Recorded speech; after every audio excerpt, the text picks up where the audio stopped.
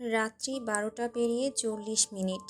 Kabir mansion আজ পুরোপুরি শান্ত গুমোট। অবশ্য রাত 10:30 হতে না হতেই এমনটাই নিস্তব্ধ হয়ে যায় পুরো বাড়ি। জেগে বসে থাকে না কেউ।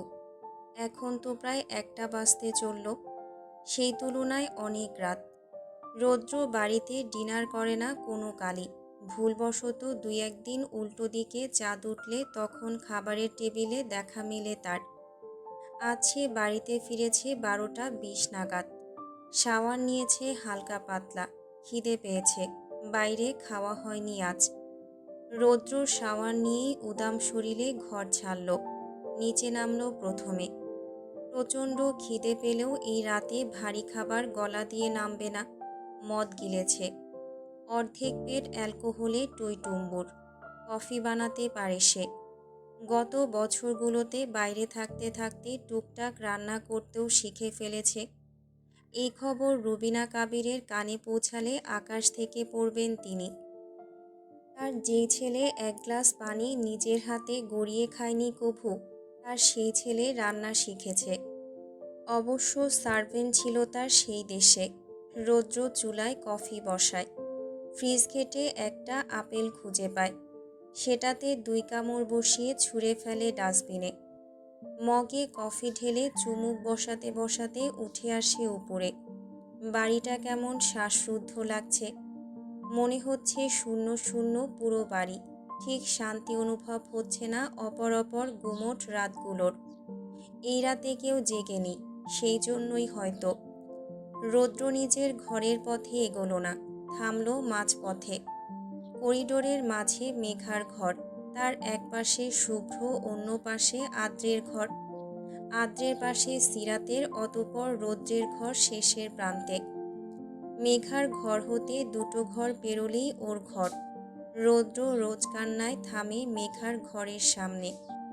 বেখেয়ালি হয়ে কফিতে চুমুক বসিয়ে চাপ প্রয়োগ করে দরজায়। ওই ইডিয়েট অবাধ্য হলেও এই বেলায় বাধ্যতা দেখিয়েছে। এই নিয়ে বেশ প্রসন্ন রৌদ্র। এক কথায় মেঘার দরজা খোলা রেখে ঘুমানোটা বেশ মনে ধরেছে ওর। দরজা ঠেললেও আজ সাথে সাথে দরজা খুলল না। কপাল কুঁচকে ফেলল রৌদ্র। নজর বাইরের ছিটকিনির দিকে যাওয়া মাত্রই কুঁচকানো কপাল তীক্ষ্ণ হলো। বাইরে থেকে ছিটকিনি লাগানো কেন? ওরা দুটোতে ভেতরে। তাহলে বাইরে থেকে দরজা আটকালো কে? রৌদ্র ভেবে পায় না। কফির মগ করিডোরের একটা ফুলদানির পাশে রেখে দ্রুত হাতে খোলে দরজার ছিটকিনি। ভেতরে ঢোকে হুড়মুড়িয়ে। ঘর ঘুটঘুটে অন্ধকার। অন্যদিন ডিম লাইট জ্বলে, আজ ভিন্ন। বাম হাত সুইচবোর্ড খুঁজে লাইট অন করল। অন্ধকার কাটিয়ে ছলাৎ করে আলো জ্বলে উঠতেই ফাঁকা ঘরটা চোখে পড়ল। কেউ নেই ঘরে। না টুকটুকি আর না মেঘা। রৌদ্র এপাশ ওপাশ তাকায়। এই রাতে এই দুটো ঘরে নেই কেন? আদ্রের কথা মনে উঠতেই খিচে আসে চোয়াল। হাত মুঠিয়ে নেয় সে। আদ্রের ঘরে নেই তো ওরা। রৌদ্র দাঁত পিষল। এ ঘর হতে বেরিয়ে পাশের ঘরের দরজার সামনে দাঁড়ালো। অবাক হলো আরও বেশি। আদ্রের ঘরের দরজাও লক করা বাইরে থেকে।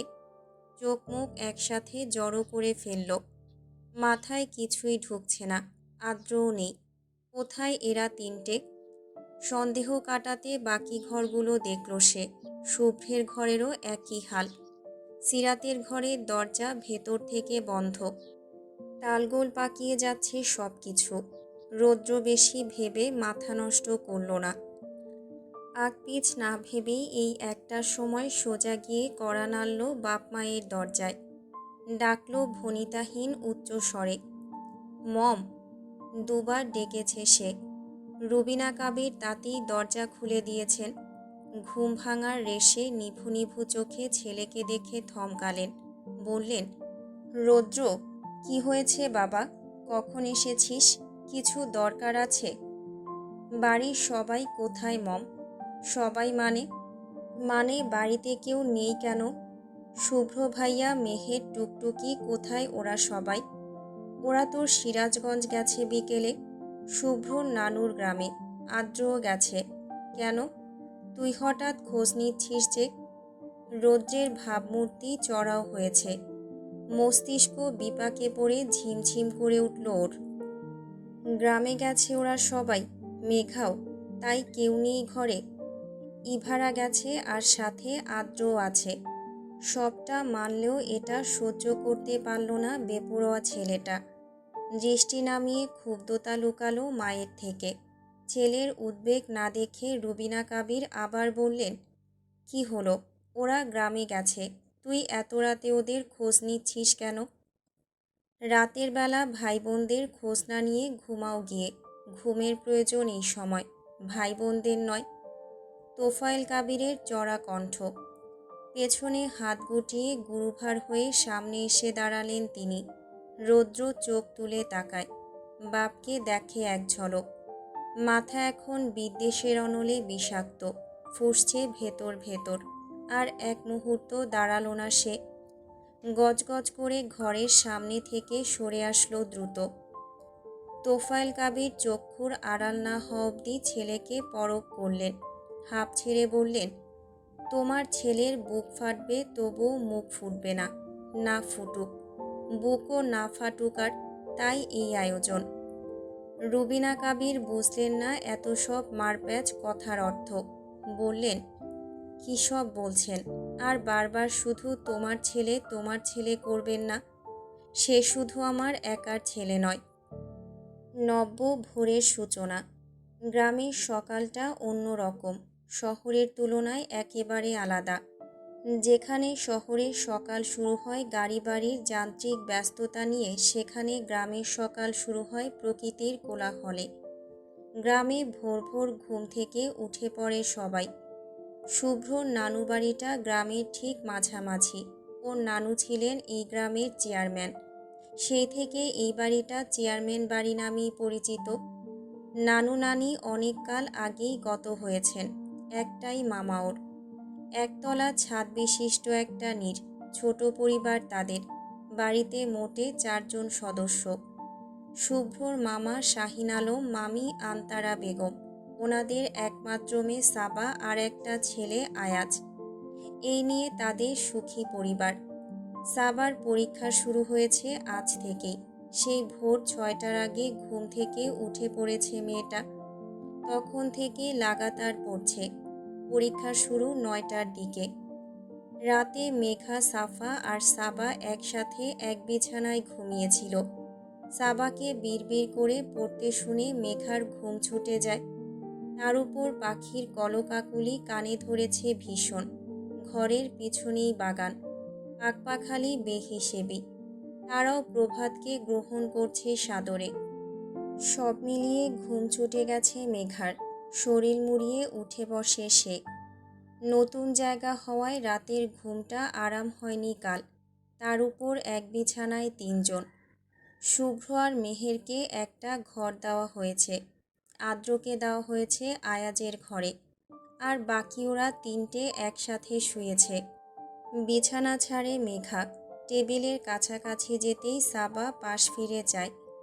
পড়া রেখে মুচকি হেসে বলে, গুড মর্নিং আপু। Good morning. আজ তোমার কি পরীক্ষা আছে? প্রথম দিন তো বাংলা, কিন্তু তুমি এত তাড়াতাড়ি উঠেছো কেন? সবে তো 6:30 বাজে। পড়ছি বলে ডিস্টার্ব হলো? তুমি ঘুমাও আপু, আমি বসার ঘরে যাচ্ছি। আরে না, তোমাকে যেতে হবে না। আমার ঘুম ভেঙে গেছে আর ঘুম হবে না। তুমি পড়ো, আমি বাইরে যাচ্ছি। আম্মু আছে বাইরে। তবুও কিছু প্রয়োজন হলে আমাকে বলবে কিন্তু। আসলে এই ঘরে তো অ্যাটাচড ওয়াশরুম নেই। শুভ্র ভাইয়ার ঘরটায় আছে। বাইরে আলাদা ওয়াশরুম আছে, দেখেছই তো। ওখানে গিয়ে ফ্রেশ হয়ে নাও। মেঘা মুচকি হাসল ওর কথায়। সাবা মেয়েটা বড্ড মিষ্টি, বেশ ভালো লাগে ওর কাছে। ঘর থেকে বেরিয়ে আসলো সে। আন্তারা বেগম এই ভোরবেলাতেই সকালের রান্নার আয়োজন শুরু করে দিয়েছেন। তিনি ব্যতীত এখন অবধি কেউ ওঠেনি ঘুম থেকে। মেঘা কিচেনে ঠুকঠাক আওয়াজ পেয়ে হাই তুলে চোখ মুখ ডলে সেদিকে এগোলো। আন্তারা বেগম পরোটা বেলছেন নাস্তার জন্য। সবজি বসিয়েছেন চুলায়। মেঘা এগিয়ে গিয়ে মৃদুস্বরে বলল তাকে দেখে। একা একা সব করছেন মামি, আমি সাহায্য করি একটু। আন্তারা বেগম মুহূর্তেই চটপট করে বাধা দিলেন। আরে মেঘা, তুমি উঠে পড়েছ এত সকালে? আর কি সাহায্য করবে আমায়? কিচ্ছু করতে হবে না। আজ অবধি শ্বশুরের ঘরে কুটুটি নাড়ুনি, কেউ কিচ্ছু করতে দেয়নি তোমায়। এখন দুদিনের জন্য আমার বাড়িতে ঘুরতে এসেছ, আর আমি তোমাকে দিয়ে কাজ করাবো? পাগল মেয়ে। হাসির মাত্রা কমে আসে ঠোঁট থেকে। এই বেলায় জোরপূর্বক কৃত্রিম হাসে মেয়েটা। বলে, আমি সব পারি মামি, আপনাকে হাতে হাতে একটু সাহায্য করতে পারবো। বলুন কি করতে হবে? কিচ্ছু করতে হবে না তোমায়, তুমি গিয়ে হাত মুখ ধুয়ে নাও, আমি সবটা করে নিতে পারবো। হয়ে এসেছে সবটা, পরোটা ভাজা বাকি শুধু। সবাই উঠে গেলে ব্রেকফাস্ট করবে, তুমি বরং আগে ফ্রেশ হয়ে নাও। মেঘা কথা বাড়ালো না। ফ্রেশ হতে হতে 7টা বেজে গেছে। ততক্ষণে মেহের আর শুভ্র উঠে পড়েছে। মেহের ঘর ছেড়ে বেরিয়েছে বাইরে। ওকেও কোনো কিছুতে হাত লাগাতে দেয়নি আন্তারা বেগম। শুভ্র এখনও ঘরে। কাবির বাড়ির নিয়ম মোতাবেক ব্রেকফাস্টের সময় হয়নি এখনও। এই সকালে খাবার তৈরি হলেও অভ্যেসবশত গলা দিয়ে নামবে না সময়ের আগে। কফি বসালেন আন্তারা বেগম। হয়ে এলে 2 কাপ কফি ঢাললেন। 1 কাপ মেহেরের হাতে দিয়ে ওকে ঘরে পাঠালেন শুভ্রর কাছে। মেঘা বসার ঘরে বসে আছে একা একা নিজ মনে। আন্তারা বেগম কিচেন থেকে বেরিয়ে এসে অন্য কাপ কফি মেঘার দিকে বাড়িয়ে দিয়ে বললেন, মেঘা, তুমি বরং কফিটা রৌদ্রের ঘরে গিয়ে দিয়ে এসো। আগে দেখো উঠেছে কিনা। ধক করে ওঠে মেঘা। রৌদ্র নামটা কর্ণকুহরে প্রবেশ মাত্রই একবিংশের শরীরে শিহরণ বয়। নড়ে চড়ে বসে সে। আন্তারা বেগম গুলিয়ে ফেলেছেন হয়তো, আদ্রের কথা বলছেন নিশ্চয়ই। নতুবা রৌদ্র আসবে কোথা থেকে? আদ্রকে দিয়ে আসতে বলেছেন বোধহয়। আদ্র তো এখনও ওঠেনি ঘুম থেকে, বেডটি দিতে হবে। মেঘা আন্দাজকে ধরে রেখে নিজেকে স্বাভাবিক করে মগটা হাতে নিয়ে বলতে নিল, মামি, ঘরে আদ্র। কথা শেষ করার আগেই আন্তারা বেগম 2 লাইন বেশি বুঝে নিলেন। আঙুল ইশারা করে বাম কর্নারের একটা ঘর ইশারা করে বললেন তাগাদা দিয়ে, ওই ঘরে শুয়েছে রৌদ্র। ছেলেটা জার্নি করেছে, নিশ্চয়ই ক্লান্ত খুব। তুমি বরং আগে ওকেই দিয়ে এসো, ঘুমোচ্ছে এখনো। না উঠলে ডেকো না বেশি, ঘুমোতে দিও। আর থামলেন না ভদ্র মহিলা। মেঘাকে রেখেই ঢুকলেন কিচেনে। মেঘা ভ্যাট ভ্যাট করে তাকিয়ে রয় আহাম্মক বনে। রৌদ্র আর আদ্রের নামের তফাৎ জানেন নাই ভদ্রমহিলা, নাকি গুলিয়ে ফেলেছেন যমজোড়া। চেহারার চরিত্রে ভিন্নতা থাকলেও নামের উচ্চারণ তো একই। হয়তো তালগোল পাকিয়ে গেছে। মেঘা ঘাটল না বেশি। 2 দিকে মাথা ঝাঁকিয়ে মুখ গোল করে শ্বাস ফেলল। ইশারা করে দেখানো ঘরটার দিকে এগোলো। আদ্রকাল এই ঘরে শুয়েছে, জানা নেই তো।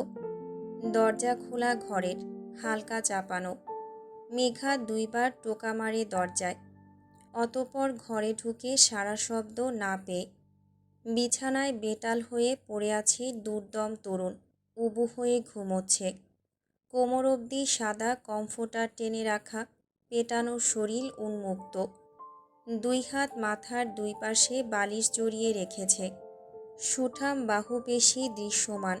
বলিষ্ঠ বাহু ভেদে মাংসপেশি ঠিকরে বেরোনোর দশা। উবু হয়ে মুখ ফিরিয়ে শুয়ে থাকায় মুখশ্রী বোঝার জো নেই। মেঘা ঘরের ভেতর পা বাড়িয়েই থমকেছে আকস্মিক। আদ্রকে সে বরাবর ভাইয়া হিসেবেই দেখে এসেছে। আজ আকস্মিক কেমন অদ্ভুত লাগলো। দ্রুত নিজের অবাধ্য চোখ সামলে নিল সে। নিজেকে ধিক্কার জানিয়ে জিভে কামড় বসালো। এগিয়ে গিয়ে কফির মগ রাখল বেডসাইড টেবিলের উপর। ডাকল, ভাইয়া, কফি এনেছি, উঠবে না? 7টা পেরিয়ে গেছে, ওঠো এবার। শুয়ে থাকা লোকটা নীরব, নড়ল না। মেঘা আবার ডাকে, ভাইয়া ওঠো, ঠান্ডা হয়ে যাচ্ছে কফি। সেইজন অনড়। আন্তারা বেগম জোরপূর্বক ডাকতে নিষেধ করেছেন, মেঘা তাই মানল। এমনিতেও এত সকালে উঠেই বা কী করবে? ওর নিজেও বোর হচ্ছে এই সকালে একা একা। মেঘা ডাকল না, সরে আসতে আসতে বলল, আচ্ছা উঠতে হবে না, ঘুমাও। মেয়েটা সবে এক কদম বাড়িয়েছে। দ্বিতীয় কদম বাড়ানোর আগেই বাম হাতের কবজিতে খড়খড়ে একটা হাতের বাঁধন অনুভব করল। টান পড়ল হাতে। পুরুষালী স্পর্শে আচমকাই ঝাঁকুনি দিয়ে ওঠে একবিংশির অনুচ্চ তনু। ঝট করে পিছু ফিরে চায় মেঘা। কম্পিত গলায় বুলি ফুটানোর আগেই ঘুমন্ত যুবকের নড়চড় ঠাউরে আসে। মাথাটা একটু তুলে ডান দিক থেকে বাম দিকে মুখ ফেরায় যুবক। অমনি বিশাল ঝটকা খায় মেঘা। সামনের জন অনাকাঙ্ক্ষিত, অপ্রত্যাশিত, চেনা তবে বড্ড অচেনা। মেঘার শরীরে এক মুহূর্তেই বিদ্যুৎ বয়ে যায়। আদ্রের জায়গায় সেই বেপরোয়া অবাধ্য লোকটাকে দেখে জমে যায় মেয়েটা। থমকায় শ্বাস। মুখ বনে চেয়ে রয় অবিশ্বাস্য নয়নে। কিছু মুহূর্ত পর রৌদ্র ঘুমে কাতর অক্ষিযুগল পিটপিট করে তাকানো মাত্রই মেঘা পলক ফেলে। সকাল সকাল চোখ মেলেই মুখ সম্মুখে আপন রমণীর নির্ভেজাল গাঠনিক সৌন্দর্য নজরে পড়তেই ওষ্ঠপিষে ফিসলে হাসে রৌদ্র। চোখ নেভায় অবসন্নতায়। সেকেন্ড দুয়েক বাদ পাপড়ি মেলে ঘুমের ঘোরে হাসকি টোনে বলে, গুড মর্নিং সানি। লোকটার কণ্ঠে পুরোপুরি সম্বিত ফিরে পায় মেঘা। ঘন পলক ফেলে অবিশ্বাস দূর করে। এটা ভ্রম নয়, কিন্তু বাস্তব হলো কি করে? কখন আসলো এই লোক? আদ্রের জায়গায় ইনি কেন? এজন্যই তাহলে আন্তারা বেগম রৌদ্রের নাম নিয়েছিলেন।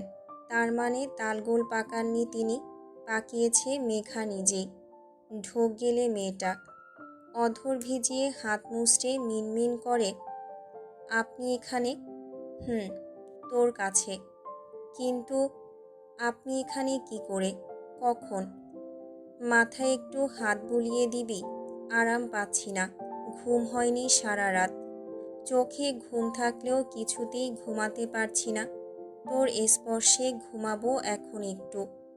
অল্প করে হলেও সযত্নে হাত বুলিয়ে দে চুলের ভাঁজে।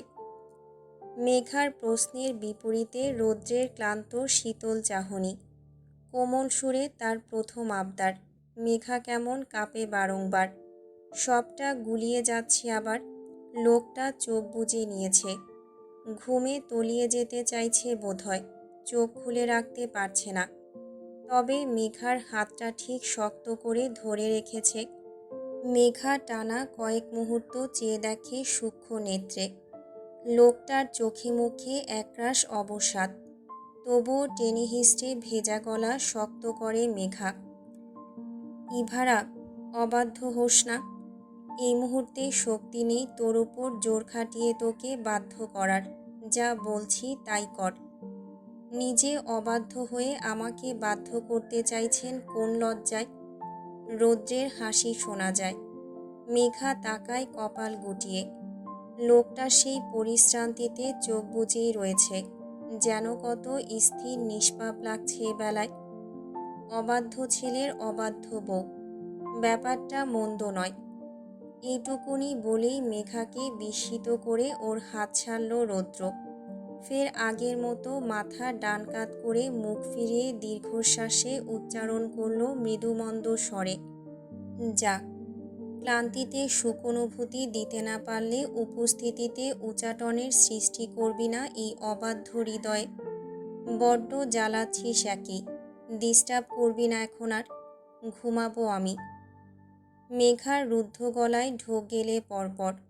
কিছুক্ষণ মুখ ফিরিয়ে থাকা লোকটার পানে তাকিয়ে থেকে নিজেও উল্টো দিকে মুখ ফিরিয়ে নেয়। উপেক্ষা করে চলে যাওয়ার জন্য পা উদ্যত হয় না উদ্যত রমণীর। পিছু টানে চিপকে রয় পদযুগল। দোটানায় পিছু ফেরে পুনরায়। পিটপিট করে চায় লোকটার পানে। জেদি রমণীর অধ্যত্বতা গুড়িয়ে গেছে আজ, শক্ত হতে গিয়েও পারল না। রৌদ্রের কথা মোতাবেক আসলেই অবাধ্য হলো সে, তবে রৌদ্রের উপর নয়, নিজেই নিজের উপর। কিয়ৎকাল ঠায় দাঁড়িয়ে থেকে বিছানার দিকে এগোয়, বেঘরে বসে লোকটার শিয়রের নিকট, সময় নেয় কিছুটা। অতপর কম্পিত হাত তুলে আচমকাই আঙুল ডুবিয়ে দেয় চুলের ভাঁজে, যেন নিজের উপর নিজের নিয়ন্ত্রণ হারিয়েছে সে। রৌদ্র রমণীর শিরশির স্পর্শ পেয়ে মৃদুহাসে ঠোঁট প্রসারিত করে আয়েশ অনুভূত হয় তার। চোখ মেলার শক্তি কুলোয় না, বরং আয়েশে পাপড়ি যুগল জমে আসে আরও। সেভাবেই চোখ নিভিয়ে তৃপ্ততায় হাসে বেপরোয়া যুবক। একটুখানি নড়ে চড়ে মেঘার কোলের কাছ ঘেঁষে মাথা রাখে। মেঘা চুলের ভাঁজে ধীরে হাত চালায়, তবে বেশিক্ষণ নিজেকে ধরে রাখতে পারে না।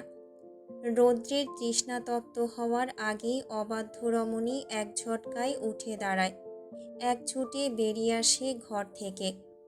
এক মুহূর্ত যে খেয়ালে ডুবেছিল সেই খেয়াল উড়িয়ে দেয় নিজের বিরুদ্ধে গিয়ে। শূন্য অচল মস্তিষ্কে ওর চলে যাওয়া ঠাউর হওয়া মাত্রই মিলিয়ে যায় রৌদ্রের তৃপ্ততা। বিড়বিড় করে উচ্চারণ করে সে, ইডিয়েট, শান্তিও দিস আবার কেড়েও নিস, শুধু বাড়িয়ে দিয়ে যাস যন্ত্রণা। 8টা বেজে গেছে। শাহিন আলমের সাথে তড়িঘড়ি করে কলেজের উদ্দেশ্যে বেরিয়ে গেল সাবা। এখন ব্রেকফাস্ট করতে বসবে বাকিরা। আন্তারা বেগম টেবিলে নাস্তা রেডি করে সবাইকে ডাকলেন। আদ্র উঠে পড়েছে এর মধ্যেই। একসাথে খেতে বসতেই আন্তারা বেগম মুখ খুললেন মেঘার উদ্দেশ্যে। মেঘা, রৌদ্র উঠবে না, খাবে না এখন, এখনও ঘুমোচ্ছে। চকিতে চাইল বাকিরা। মেঘা চোখ নামিয়ে রেখেছে। রৌদ্রের আসার ব্যাপারে এখনও কেউ অবগত নয়। শুভ্র না বুঝে শুধালো, রৌদ্র মানে? রৌদ্রের কথা বলছি। রৌদ্র এসেছে? আদ্রের সন্দিহান হতবাক প্রশ্ন। হ্যাঁ, ছেলেটা মাঝরাতে এসেছে। ওকে রেখে এসেছিলে কেন তোমরা? সেই 3:30টার সময় এতটা পথ পেরিয়ে বাইকে করে এসেছে ও। কতটা রাত হয়েছিল বলো তখন? ওই রাতেই একা একা এসেছে ছেলেটা। আমি তো ওকে দেখে অবাক। আদ্র শুভ্র একে অপরের দিকে চাওয়াচাই করল। মেঘা কথা এড়িয়ে খাচ্ছে। আদ্র সম্পূর্ণ দৃষ্টিতে তাকালো মেঘার দিকে। মেঘাও জানে। চোখ সরু করে ওকে পরখ করে বলল, মেঘ, রুডি কখন এসেছে জানিস তুই? না না, মেঘাও তো জানতো না। তোমরা ঘুমোচ্ছিলে দেখে ডাকিনি সেই সময়। আজ সকালে মেঘা কফি দিতে গিয়ে রৌদ্রকে দেখেছে। আন্তারা বেগম এইটুকুনি বলে কিচেনের দিকে এগোলেন। সাফা পরোটা চিবিয়ে বলে, রৌদ্র ভাইয়া সত্যি সত্যি এসেছে? এটাকে বরং আসবো ফিরে আবারও না বলে আসবো ফিরে বারবার বললে বেশ ভালো হবে, তাই না মেঘা? মেঘা কটমট করে তাকালো। অমনি চুপসে গেল বেচারি। ফোনের রিংটোন নিয়ে বারবার মেঘাকে খোঁচাচ্ছেও। দুপুর গড়িয়েছে। রোদের ঝলকানি বেশ প্রখর, গরমও প্রচণ্ড। তবে রাত করে ঠান্ডা নামে। চেয়ারম্যান বাড়িটা পুরোপুরি গাছগাছালিতে ঘেরা। বিশাল এরিয়া জুড়ে ছাদ পেটানো ছোট একটা বাড়ি। বাড়ির উপর বিশাল বিশাল গাছ। পেছনের দিকটায় বাগান। নানান গাছ সেখানেও। গরম পড়লেও এত সব গাছের ছায়ায় বাড়িটা বেশ শীতল। উষ্ণতা বোঝার জো নেই। তীব্র সূর্যদহনকে রুখে দিয়েছে গাছগুলো। বাড়ির ডান পাশে প্রাচীরের বাইরে বিশাল পুকুর। শান বাঁধিয়ে ঘাট করা হয়েছে। ঘাটের দুই পাশে দুটো বড় বড় আম গাছ, যার ছায়ায় ঘাটটা আবৃত। সাবা পরীক্ষা দিয়ে ফিরেছে সবে। ওকে ডিস্টার্ব না করে মেঘার সাফা মেহেরকে নিয়ে তিনজনায় বসেছে পুকুর পাড়ে। শুভ্র আর আদ্র বেরিয়েছিল। ওরা গেছে বাম দিকটায়। ছোটবেলায় ছুটি পেলেই আসা হতো এই গ্রামে। পুরো গ্রাম নখদর্পণে আছে। এখন আর আসা হয় না। যে যার জীবন কাজবাজ নিয়ে ব্যস্ত এখন। দিগন্তরেখা ছুঁয়ে সূর্যের তীর্যক রশ্মি গাছের পাতার ফাঁক গলিয়ে এসে পড়েছে পুকুরের পানির উপর। হাওয়া বইছে মিঠে শিরশিরে। কোলাহল নেই কোনো, নিস্তব্ধ আশপাশ। মাঝে মাঝে পাখির ডাক কানে বাজছে। সাফা গল্প শোনাচ্ছে মেঘার মেহেরকে। ছোটবেলায় এই বাড়িতে এসে কি করতো না করতো সব বলছে। আনমনে শুনছে মেঘা। মেহেরও অনাগ্রহী। তেমন একটা ভালো লাগছে না এখানে এসে। তার উপর শুভ্রও নেই এই সময়। কোথায় গেল কে জানে। রৌদ্র ঘুমাচ্ছে এখনো। ওকে ঘুমন্ত রেখেই ওরা বাইরে বেরিয়েছিল। এখন উঠে পড়েছে সে।